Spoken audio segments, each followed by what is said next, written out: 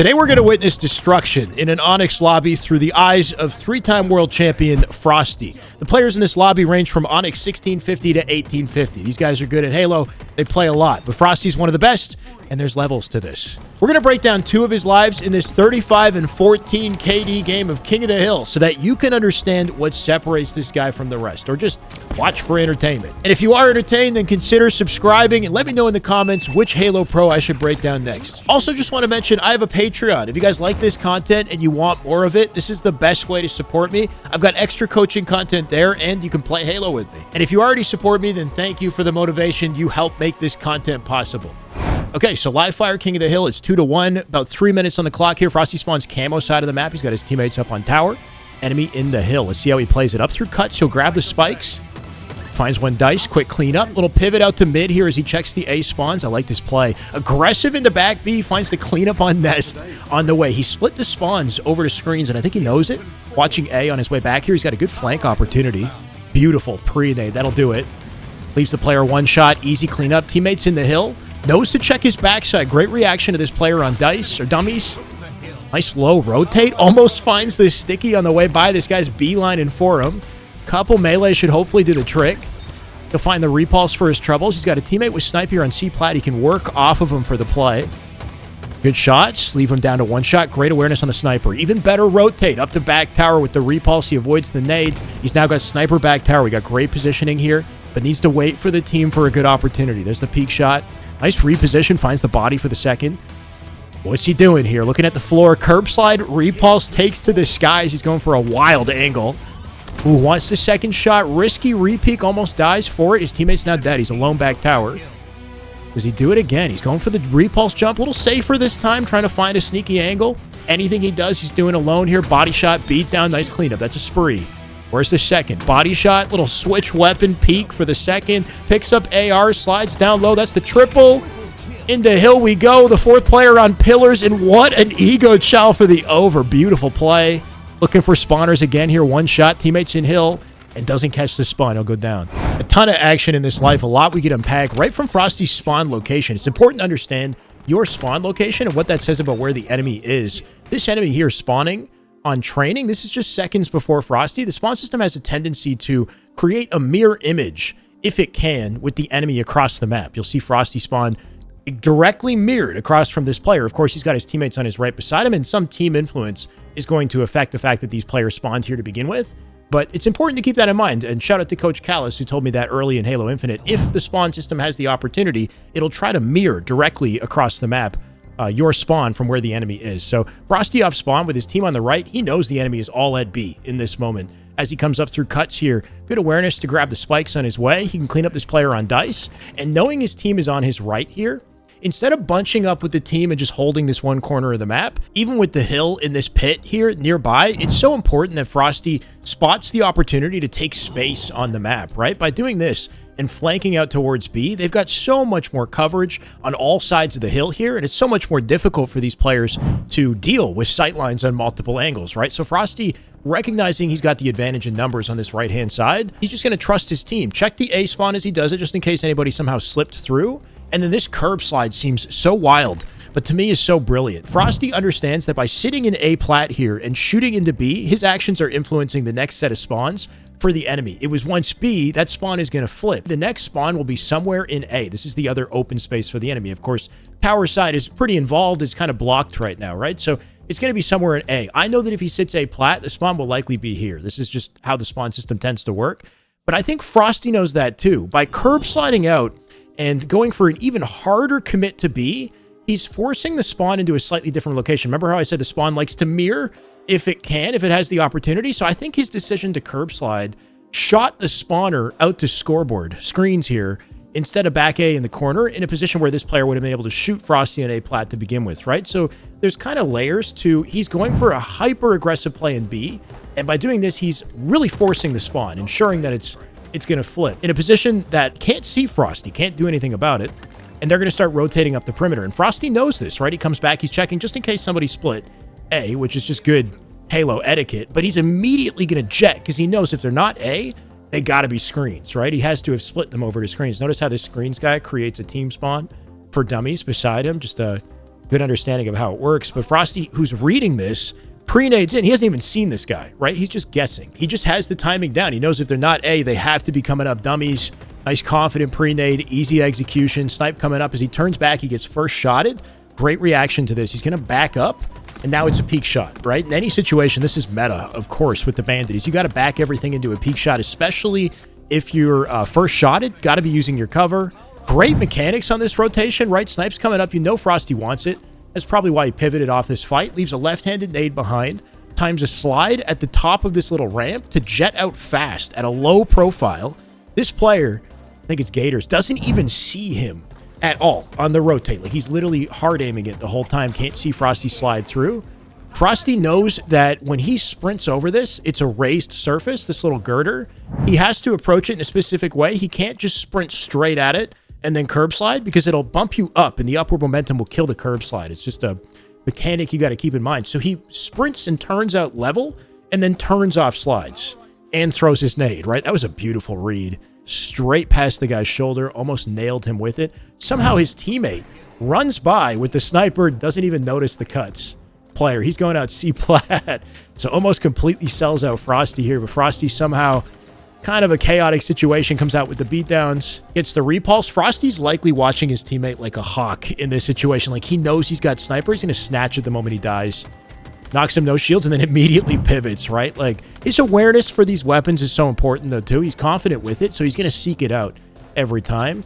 Great rotation to top tower. Jump repulse. This guy's anticipating the jump tower, so he throws the logical pre-nade to deny him on the clamber, right? But completely dodges the pre-nade. Comes in here on a high angle. Everything he does is intentional. Even the spike into the side of the wall is going to blow up on an angle if he was coming up the stairs here. Back to peeking off these ledges, right? He's using his left stick a lot in this situation with the sniper to just set it at head level and peek and try to aid him with the shot. Great reposition, too. Every time between shots, he's just trying to find new angles of attack. Like, this is wild. But if you think about it, like, his team is all forward now, right? They're all in the hill. What a huge distraction to work off of. So if there's any situation to do something like this, you know, curb slide forward, jump repulse, I guess, behind this tower wall, this is probably one of the best situations to go for a high angle. They're just not going to be as ready for it with his team out front. Once his teammates die here, he goes for it again. You'd think this would be risky. If you think about it, though, where can he be shot from if he does this, right? Like, if there's anywhere on the map where it makes sense to do this crazy repulse jump, it's back tower. Like, literally nobody can see him until he comes out the side. Unless they're down here looking straight up, which is awkward, right? So it's honestly very safe. Of course, he has to play patient here. Nice body shot beatdown. Good discipline on the second kill. Back down behind the wall. Switch weapons. Comes out, get the kill. The awareness to grab the AR on the way. And then he's one shot, but the confidence slides down to the base of this, holding crouch. I guess that would cut the sight line maybe from Nest, but I think he's just assuming, like, he knows one's in hill. And there's only one player that's not really accounted for. This player is fighting his teammate, making a confident guess in this moment. And he's right place, right time. Gets the cleanup, knows the fourth is at pillars. Beautiful use of the curb slide. Like, this is the true skill gap with this technique, is learning how to do it in the middle of combat between your shots without wasting time. The closer you land to the edge of the box, the less you have to sprint. You can slide instantly at a sprint in this game, right? So he lands on the edge, sprint slide very quickly, and it comes out in the middle of his shots without wasting very much time. Looks wild on Divine Damsel's POV, by the way. He's just flying at her. If you can not only master just rotating around maps when it's safe to do so with this technique, but learn how to use it in combat, that's the skill gap. Okay, so last life in the game for Frosty. This is a big one. 3-1 in the scoreboard. 1 minute 30 on the clock here as he spawns back A. Enemy about to cap top mid. Frosty about to cook. He'll make his way out through A plat. Cleans up one on B. Checking this. Sees nobody. Pivots to mid. Finds the sniper. You know he wants this. He's diving in for this. Controller shenanigans. Bottom mid. A little bit awkward. He'll find the sniper, and back to screens he goes. He's got an opportunity with this. Teammate out back B. Enemy spawning in mud. Curb slide out. Beautiful headshot. Back B. Finds it. Enemy on pillars. One shot. Overshoots the nade slightly. Can't find the kill, but the awareness to pivot back to mid. Body shot beat down. Player now full shields and pillars. I love this rotate. He's going to stay alive, avoid any potential spawners, and then watch the spawn himself. Watch him back tower. Going to pivot to bottom mid here. Sees one coming out the back green. Knows one's in the hill. No dice the first shot. Second time's a charm. Nice little jump shot. Nades into Nest. Easy cleanup on Nest. Knows the player's still in B. He's getting shot in the back here. That pivot, though, he turns and burns this player somehow. He had no business living. out in open space. That's 4 dead. Going to find the hill. QT is up right now, and he knows it. He'll make his way to QT. He's putting that port down. You know Frosty's about to make a play with this thing. Enemy spawning up at dummies. Watch him get aggressive here. Up the nest. Nade down on the jump up. Shots into dice. As he jumps out, QT's out to back B. He's living that one shot, but he's not done. He's going to curb slide 180 QT, delete this player on nest. Insane play. Turns back to QT again, and now he's just right place, right time. Easy cleanup on back B. Of course, he sees his teammates on A side. You know they're spawning in dummies. And Frosty doesn't even want the hill. He just wants the spawners. Just pure ego at this point. Takes the shields off 1. Takes the shields off 2. He's a Terminator taking on a 2v1 here. Bottom tower finds the nades. Gonna deny dummies. This positioning is crazy. He's bottom tower listening for the player. Knows he's below. Easy cleanup. Slides out to pillars. Pre-nade in. Got that guy weak. The full team dead except 1. He's got commando on the way down, and all he has to do is shoot the wall and guarantee this guy dies. That is game over.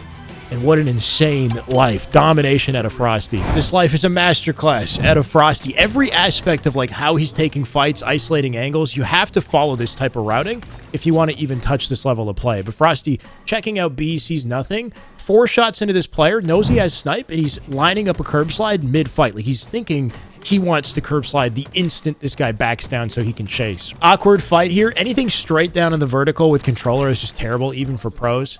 As Frosty backs up, this routing you want to take notes on. He'll clamber the first ledge, jump, hold, crouch, sprint, jump, land on this podium, and then curb slide. Everyone should be doing this.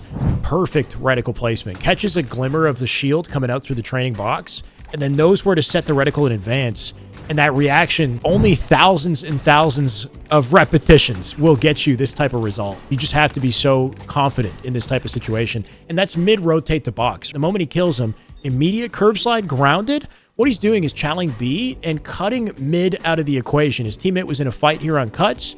And he also knows that if he's on A side of the map, the spawn is open in dummies tower area. There's 2 lanes of approach. They can come through mid. They can come through nest. So he's on a timer while he's out here. He's not just fighting this player.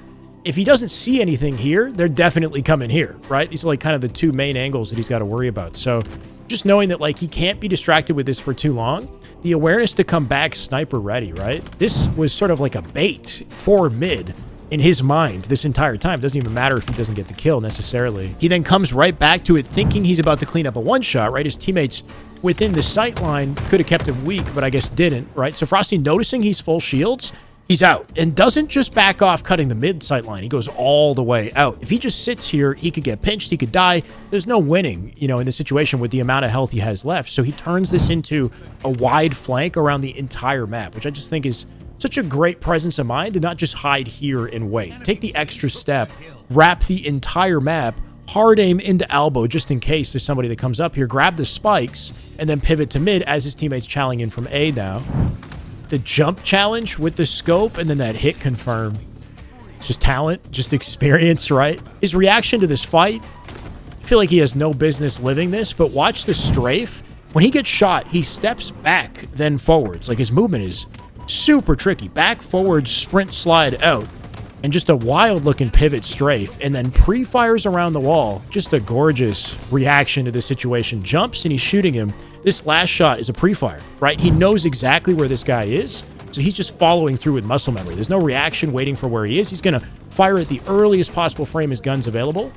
Being able to pull that out to confidently reset a situation and gain the advantage is so, so important. And then this pure style QT, like at this point, you can tell he's feeling it. When he puts the port down, shooting this guy down on nest, I think he gets a whiff of this one player coming through mud and has the confidence to just kind of push up on him. Pre-nade as he slides into the jump up.